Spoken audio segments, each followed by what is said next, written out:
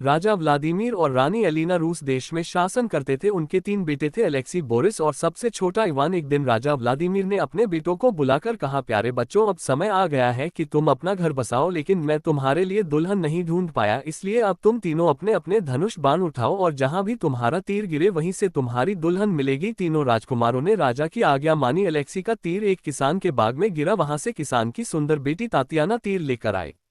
Boris का तीर एक व्यापारी के बगीचे में गिरा, वहां से व्यापारी की बेटी लूबा तीर लेकर लौटी। लेकिन इवान का तीर इतना ऊंचा गया कि दिखा ही नहीं। इवान तीर की खोज में जंगल पहुंचा, वहां उसे एक तालाब मिला। तालाब के बीच कमल के फूल पर एक मेंढकी बैठी थी, उसके मुंह में तीर था। मेंढकी बोली, मैं तीर तभी लौटाऊंगी जब तुम मुझे अपनी दुल्हन मानोगे। इवान को अजीब लगा, लेकिन अपने पिता की आज्ञा के कारण वह मान गया और मेंढकी, जिसका नाम जारा था, को लेकर महल लौट आया। राजा व्लादिमीर ने तीनों पुत्रों के विवाह करवा दिए। अलेक्सी और बोरिस ने सुंदर कन्याओं से विवाह किया, जबकि इवान ने जारा, मेंढकी से समय बीता। एक दिन राजा ने कहा, जो भी पत्नी मेरे लिए सबसे सुंदर कमीज तैयार करेगी मैं उसे पुरस्कार दूंगा। अलेक्सी और बोरिस की पत्नियां कुशल थीं, लेकिन इवान दुखी हो गया। जारा ने उसे ढांढस बंधाया और खुद एक सुंदर राजकुमारी में बदल गई। उसने आदेश देकर राजघराने जैसी भव्य कमीज तैयार करवाई। अगली सुबह राजा को तीनों कमीजें दिखाई गईं। अलेक्सी की साधारण, बोरिस की खराब थी, लेकिन इवान की सुनहरी धागों से बुनी शाही कमीज देखकर राजा प्रसन्न हो गया। कुछ समय बाद राजा ने आदेश दिया, अब मुझे देखना है कि किसकी पत्नी सबसे स्वादिष्ट खाना बना सकती है। जारा ने फिर से जादू किया और इवान की थाली में राजभोज जैसा स्वादिष्ट भोजन रखा गया। राजा ने दावत का आयोजन किया और सभी बहुओं को बुलाया। इवान अकेला गया।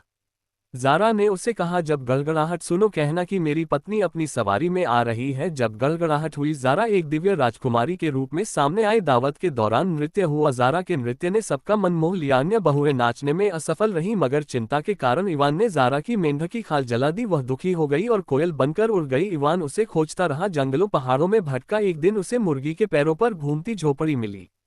झोपड़ी में रहने वाली बुजुर्ग महिला दादी येलिना ने उसे पूरी सच्चाई बताई।